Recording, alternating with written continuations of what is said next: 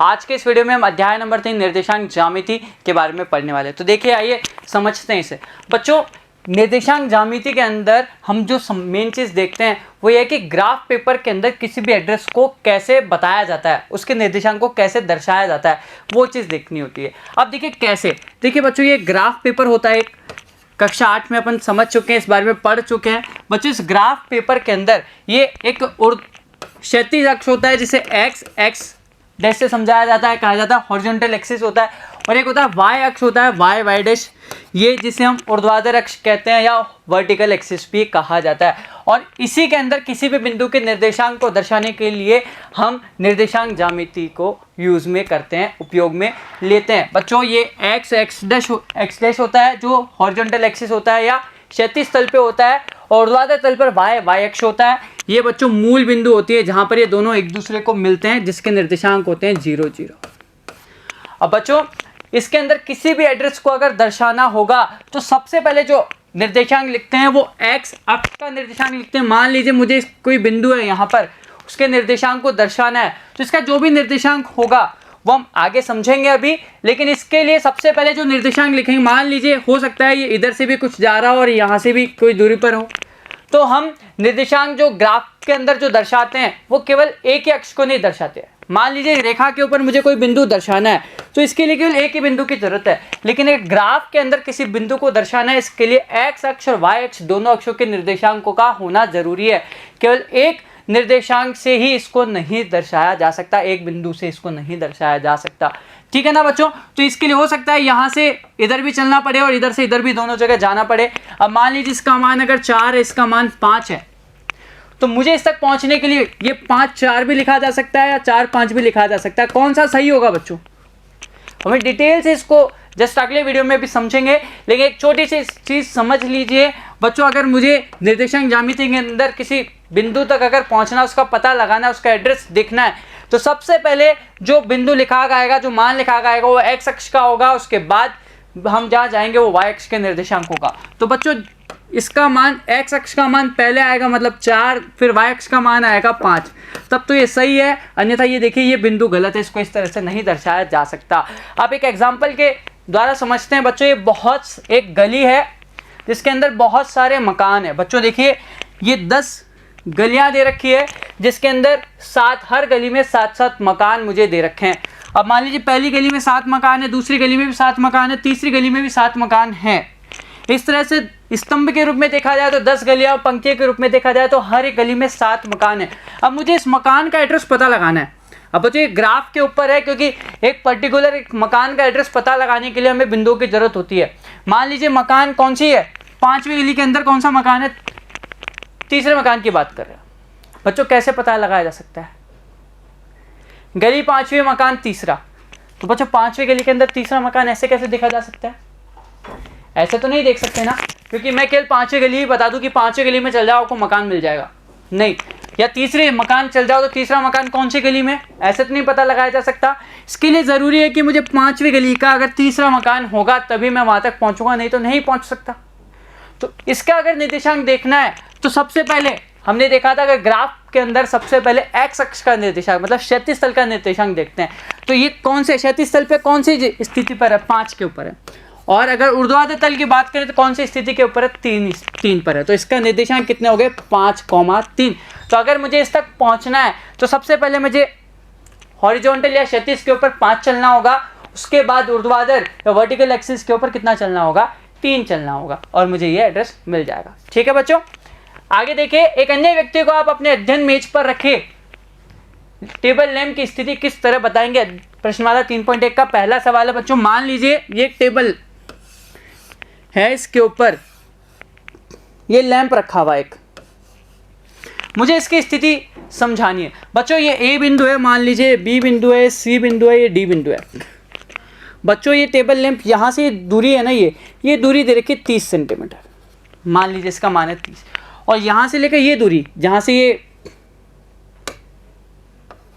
इधर की तरफ आएगा बच्चों, ये पर्टिकुलर इस तरह से नहीं है, मान लीजिए एक पर्टिकुलर एक बिंदु के ऊपर है, ये एक बिंदु है, ये यहीं पर है, तो मुझे इस बिंदु के निर्देशांक पता लगाने, मान लीजिए 10 है। तो मुझे अगर इसका पहुंचना है यहाँ तक, इस टेबल लैंप तक, ये लैंप है, मुझे इस लैंप तक पहुंचना है, तो कैसे, और इसके निर्देशांक कैसे दर्शाएंगे बच्चों? अगर मैं ऊर्ध्वाधर तल की बात करूं तो यहाँ से मैं ये 10 सेंटीमीटर में ऊपर की तरफ गया, और उसके बाद इन्होंने कहा कि आप क्षैतिज की तरफ 30 चल जाइए। यस, 10 के बाद अब 30 जा सकते हैं। ऊर्ध्वाधर 10 गया, उसके बाद क्षैतिज पे आ गया 30। ये ऊर्ध्वाधर दे रखा है, उसके बाद ये क्षैतिज हो गया। ठीक है, या ये भी हो सकता है कि मैं सबसे पहले कितना चला जाऊं, क्षैतिज पे 30 चल जाऊं, उसके बाद मैं ऊर्ध्वाधर कितना चल जाऊं, 10 चल जाऊं, तब भी मुझे मिल जाएगा कि क्षैतिज पे 30 गया, ऊर्ध्वाधर हो गया 10। लेकिन दर्शाएंगे किस तरह? अगर हमें इसको ग्राफ में दर्शाना होगा इन बिंदुओं को, तो किस तरह से दर्शाएंगे बच्चों? सबसे पहले एक्स अक्ष, मतलब जो क्षैतिज के ऊपर होता है उस मान को लिखते हैं, उसके बाद ऊर्ध्वाधर के ऊपर जो मान होता है उसको हम लिखते हैं। तो क्षैतिज के ऊपर मान कितना है, 30 और 10। अगर इसको निर्देशांक ज्यामिति में देखा जाए इस मान को, इस बिंदु के निर्देशांक, तो 30 10 इस तरह से इसे दर्शाया जाएगा। ठीक है बच्चों, अब देखिए दूसरा सवाल क्या कह रहा है, सड़क योजना। एक नगर में 2 मुख्य सड़कें हैं जो नगर के केंद्र पर मिलती है।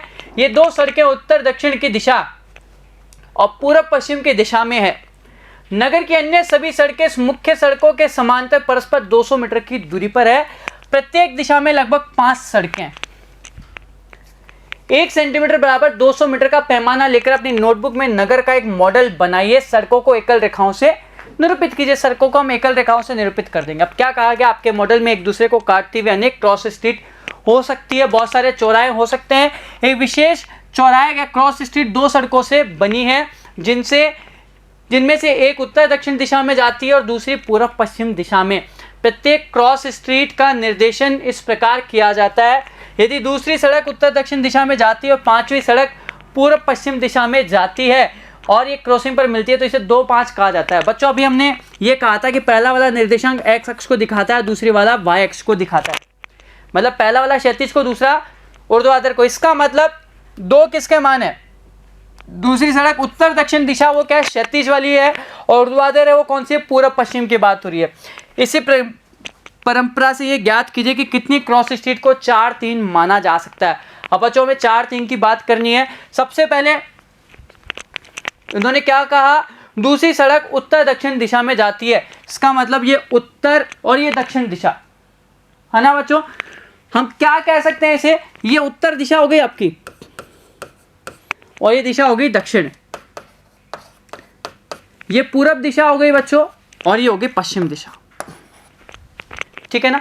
इन्होंने क्या बोला, हर एक जगह पर 5 सड़कें। तो बच्चों देखो ये इस तरह से जा रही है, यहाँ पर ये पहली सड़क ये रही, ये दूसरी सड़क, ये यहाँ की तीसरी सड़क हो गई, ये चौथी सड़क इस तरह से जा रही है और ये 5वीं सड़क जा रही है। ठीक है, यहाँ पे 5 सड़कें हो गई, 1 2 3 4 और ये 5 सड़क।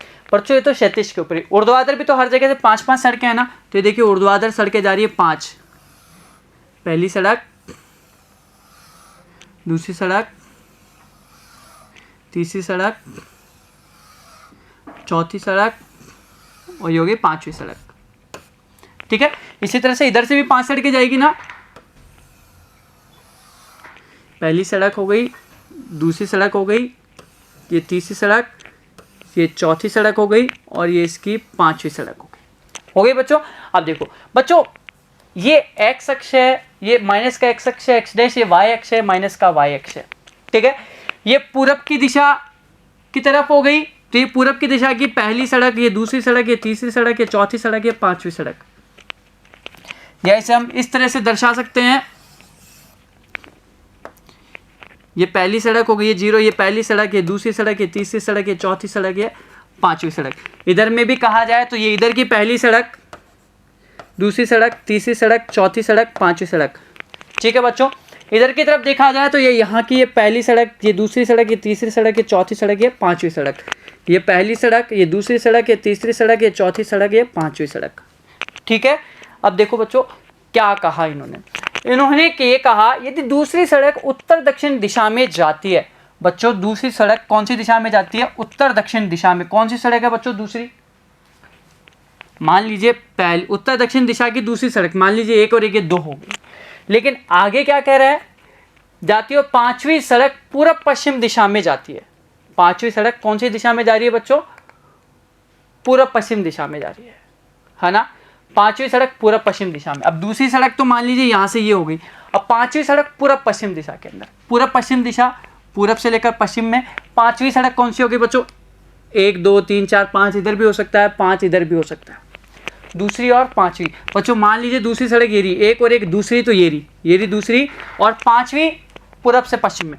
देखिए 1 2 3 4 5, कौन सी सड़क है बच्चों? पांचवी। दूसरी इधर की तरफ देखा जाए तो बच्चों दूसरी तो ये है ना। अगर देखा जाए उत्तर दक्षिण में दूसरी सड़क कौन सी है? ये रही। और पांचवी देखा जाए यहाँ से पूर्व पश्चिम में, पांचवी कौन सी आ रही है बच्चों? ये आ रही है ना। पांचवी इस तरह से कहाँ आ रही है? दूसरी के बाद पांचवी ये रही। तो अगर मैं इसके निर्देशांक बताऊंगा तो पहले कौन सी आएगी बच्चों? कौन सी आएगी? दूसरी पे गए, उसके बाद पांचवी पे गए। इन्होंने क्या बोला? पहले दूसरी पे आएगी ना, फिर पांचवी। तो दूसरी सड़क कौन सी है बच्चों? ये रही, और पांचवी ये रही। तो इसके निर्देशांक कितने हो जाएंगे? 2, 5।